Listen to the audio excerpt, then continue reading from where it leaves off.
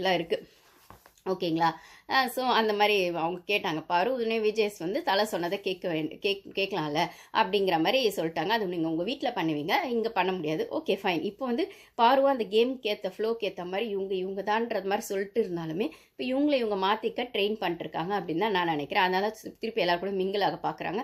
ஒரு வகையில் இது அவங்க ரம்யா கிட்டேருந்து கற்றுக்கிட்டது தான். அந்த வீட்டிலே இருந்து இந்த வீட்டு கூட ஃப்ரெண்டாக இருக்காங்க அப்படின்னும் போது அவங்க கன்னிங்காக ஃப்ரெண்டாக இருக்காங்க ரம்யா.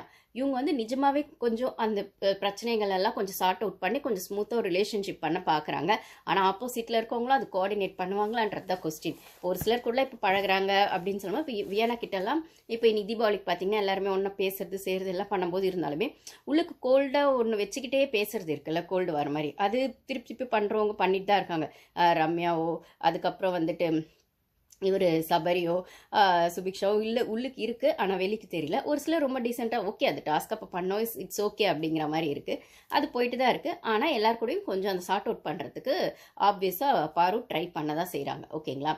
இது என்னோட பாயிண்ட் ஆஃப் வியூ. போக போக தெரியும். ஆனால் ஏன்னா இதுக்கு மேலே அவங்க திருப்பி எல்லாரும் இரிட்டேட் பண்ணிட்டு அநாயகமாக இருந்தாங்கன்னா அவங்க கேம் ஸ்பாயில் ஆகிடும்ன்றது அவங்களுக்கும் தெரியும். இவ்வளோ ஸ்மார்ட்டாக இருக்கவங்களுக்கு வெளில எப்படி போகுதுன்னு தெரியாதா? ஸோ கொஞ்சம் கேம் ஸ்ட்ராட்டஜியை அவங்களும் மாற்றுவாங்க அப்படின்னு சொல்லும்போது கனியாக்கா கிட்ட வந்தார்.